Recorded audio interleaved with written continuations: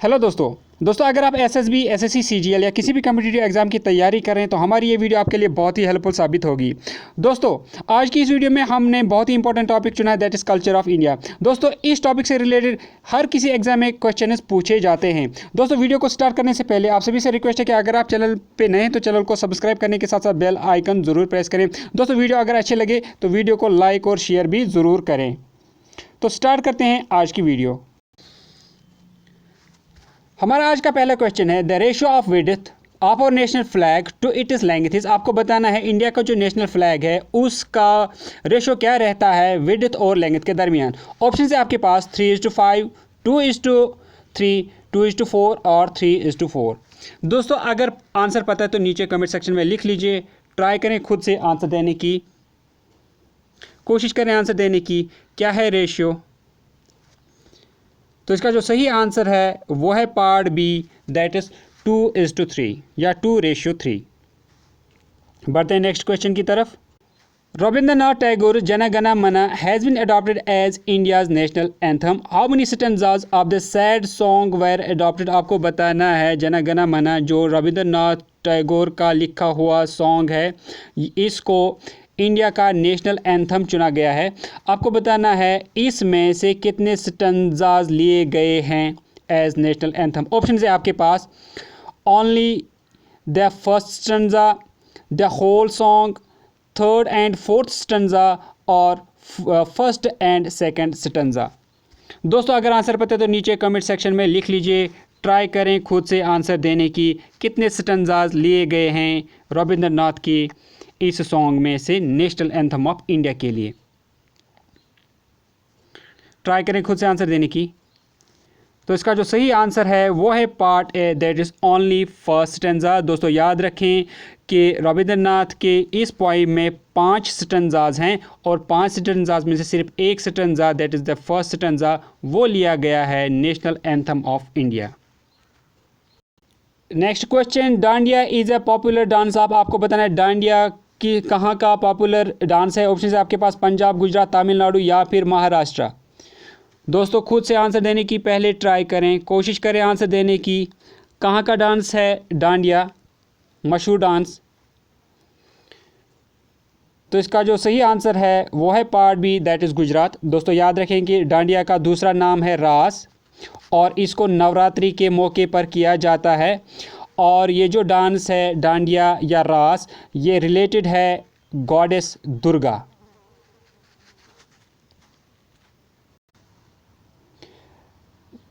नाट्य Shastra is the main source of Indian classical dance was written by. आपको बताना है नाट्य शास्त्र किसने लिखी हुई है। ऑप्शन है आपके पास नारा मुनि, भारत मुनि, अभिनव गुप्त या फिर तांडुमुन।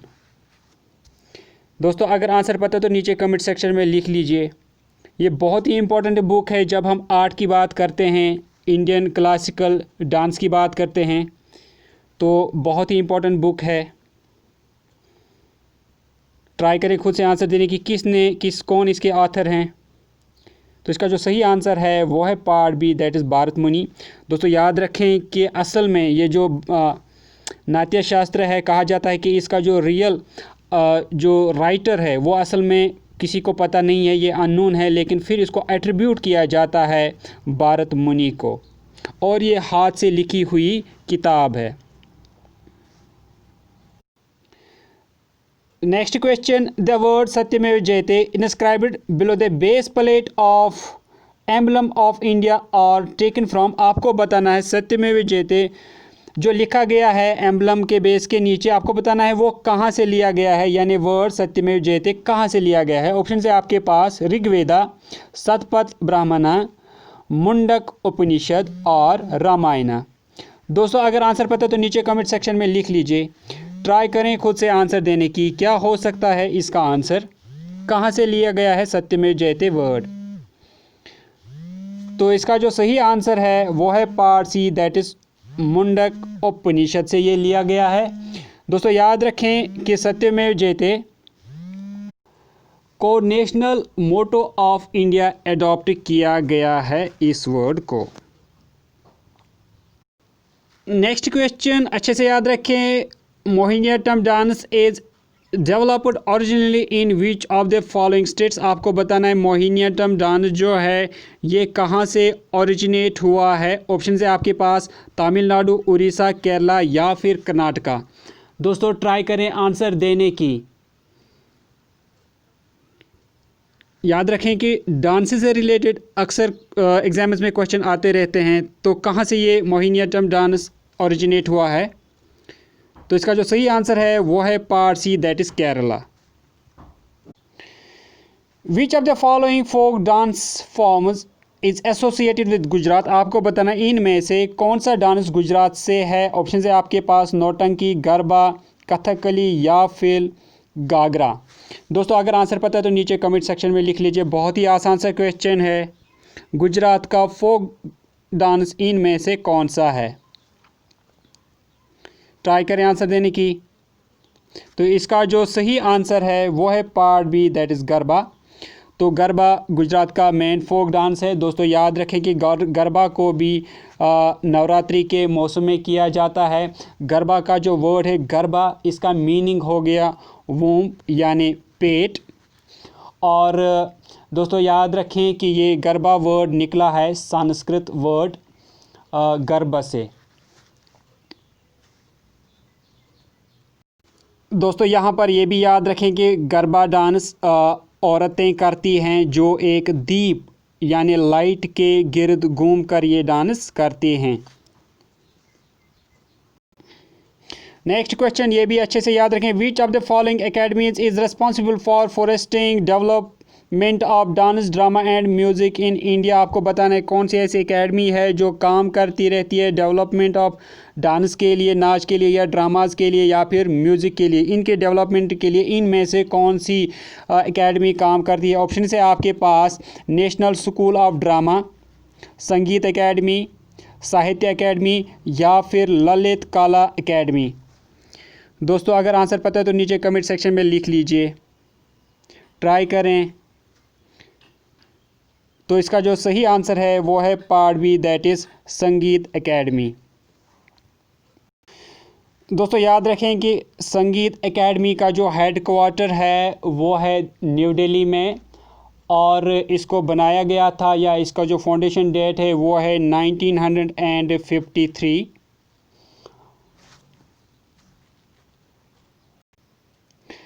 Next question, the Rath Yatra at Puri is celebrated in the honour of which Hindu deity. आपको बताना है रथ यात्रा जो पुरी से निकलती है वो किस हिंदू देवी या देवी के लिए निकाली जाती है। ऑप्शन है आपके पास राम, जगन्नाथ, शिवा या फिर विष्णु।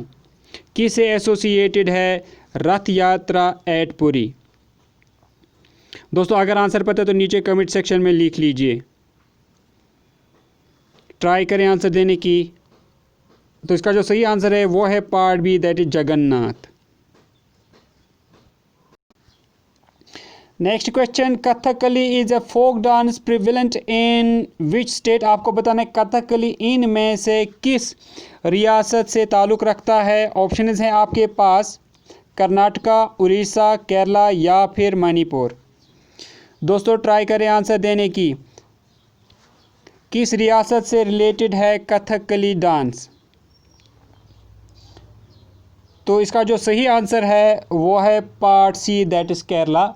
दोस्तों याद रखें कि कथकली केरला का एक बहुत ही मेजर या क्लासिकल डांस है, और इसको जब किया जाता है तो ये मुख्तलिफ अंदाज में किया जाता है, जिसमें एक मेल आर्टिस्ट बहुत ही कलरफुल मेकअप करता है अपने चेहरे पर और बहुत ही मुख्तलिफ तरह के कलरफुल कपड़े भी पहनता है और चेहरे पर एक किस्म का एक अजीब सा मास्क भी लगाता है। दोस्तों ये डांस दरअसल एक स्टोरी भी कहता है, और इस डांस के दौरान जो आर्टिस्ट होता है यानी डांस करने वाला होता है वो एक तरह का स्टोरी भी बताता है डांस के ज़रिए से।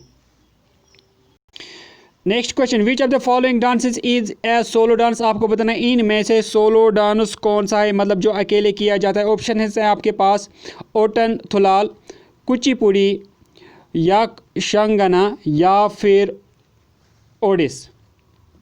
दोस्तों अगर आंसर पता है तो नीचे कमेंट सेक्शन में लिख लीजिए, ट्राई करें खुद से आंसर देने की, कौन सा है इनमें से सोलो डांस। शाबाश, ट्राई करें।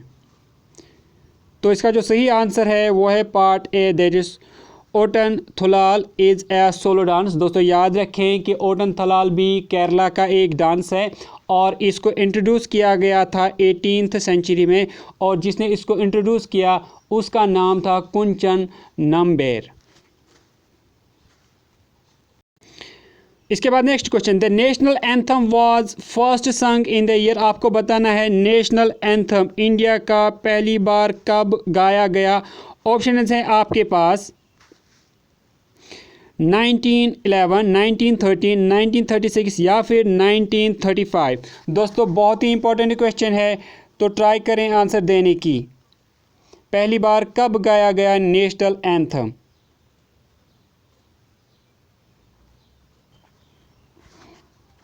तो इसका जो सही आंसर है वो है पार्ट ए, दैट इज़ 1911 में पहली बार गाया गया नेशनल एंथम। दोस्तों याद रखें कि इसको गाया गया था 27 दिसंबर 1911 को।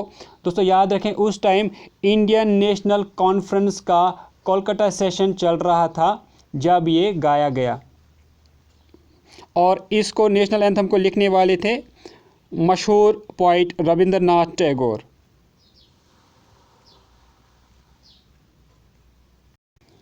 नेक्स्ट क्वेश्चन, थाईलाना इज़ ए फॉर्मेट। आपको बताना आप इनमें से थाई नाला किस डांस का हिस्सा है या फॉर्मेट है। ऑप्शन है आपके पास कुचिपुड़ी, ओडिसी, भरतनाट्यम या फिर कथक। ट्राई करें आंसर देने की। किसका फॉर्मेट है थाईलाना। तो इसका जो सही आंसर है वो है part C, that is Bharatanatyam. दोस्तों याद रखें कि ये जो डांस है यानी थाईलाना, इसमें जो होस्ट होते हैं वो सारे इकट्ठे इस टाइम डांस करते हैं।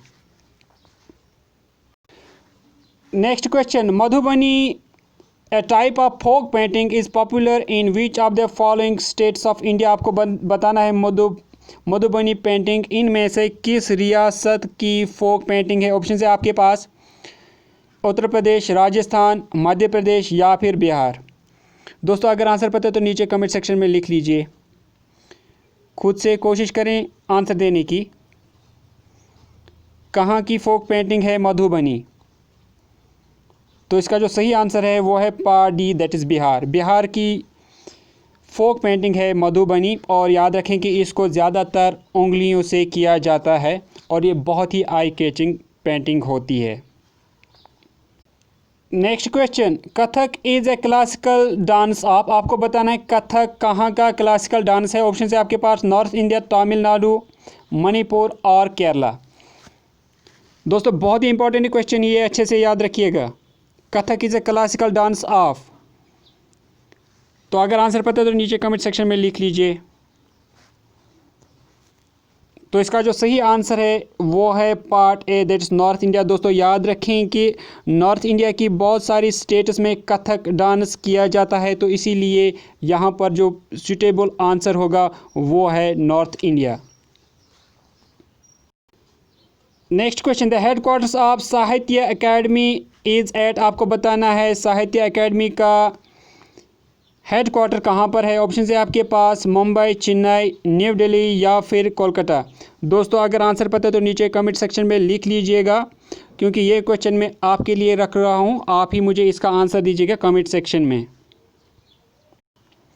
The last Mahakumbh of 20th century was held at. आपको बताना है 20th सेंचुरी का लास्ट महाकुंभ कब हुआ था। ऑप्शन है आपके पास नासिक, उज्जैन, इलाहाबाद या फिर हरिद्वार। बहुत ही इम्पोर्टेंट मेला होता है ये हिंदू रिलीजन से रिलेटेड। कब हुआ था 20th सेंचुरी का लास्ट महाकुंभ, कहाँ पर हुआ था। तो इसका जो सही आंसर है वो है part D, that is Haridwar. Next important question है, who compose the famous song सारे जहां से अच्छा। आपको बताना है सारे जहां से अच्छा गीत किसने लिखा है। ऑप्शन है आपके पास जयदेव, मोहम्मद इकबाल, बंकिम चंद्र या फिर रविंद्रनाथ टैगोर। सारे जहां से अच्छा हिंदुस्तान हमारा, ये गीत या ये सॉन्ग किसने लिखा है। दोस्तों अगर आंसर पता तो नीचे कमेंट सेक्शन में लिख लीजिए, ट्राई करें आंसर देने की। तो इसका जो सही आंसर है वो है part B, that is Mohammad Iqbal. दोस्तों याद रखें कि सारे जहां से अच्छा ये जो गीत है इसको पहले बोला जाता था तरानाए हिंद। तो तरानाए हिंद इसको कहा जाता था पहले। Next question, in which of the following festivals are boat races special feature. आपको बताना है इनमें से किस त्यौहार के मौके पर बोट रेस यानी नौ रेस की जाती है। ऑप्शन है आपके पास ओनम, रंगोली बिहू, नवरात्रि या फिर पोंगल। दोस्तों अगर आंसर पता तो नीचे कमेंट सेक्शन में लिख लीजिए, खुद से ट्राई करें आंसर देने की। किस त्यौहार के मौके पर नौ रेस की जाती है। तो इसका जो सही आंसर है वो है ओनम। ओनम के फेस्टिवल पर बोट रेसेस का इस्तेमाल की जाती हैं। दोस्तों याद रखें कि ओनम केरला की हॉलीडेज़ में भी आती हैं और ये केरला का हार्वेस्ट फेस्टिवल भी है। काल चक्र ceremony is associated with which of the following ceremonies. आपको बताना है काल चक्र इनमें से किस से एसोसिएट है, किस से ताल्लुक़ रखता है। ऑप्शन है आपके पास हिंदुइज़्म, बुद्धिज़्म, जैनिज़्म या फिर इस्लाम। दोस्तों अगर आंसर पता है तो नीचे कमेंट सेक्शन में लिख लीजिए, किस से ताल्लुक़ रखता है काल चक्र। तो इसका जो सही आंसर है वो है part B, that is Buddhism. Buddhism से रिलेटेड है काल चक्र सेरेमनी। तो दोस्तों इसी के साथ मैं आज की वीडियो को करता हूं एंड आई होप कि आपको वीडियो अच्छी लगी होगी। अगर वीडियो अच्छी लगी तो प्लीज़ वीडियो को लाइक और शेयर ज़रूर करें। दोस्तों मुझे आपकी सपोर्ट की ज़रूरत है। सपोर्ट के लिए प्लीज़ आप इस वीडियो को एक बार फेसबुक या व्हाट्सएप पर अपने दोस्तों के साथ शेयर करें। तो दोस्तों मिलते हैं कल एक नए वीडियो में, तब तक के लिए टेक केयर।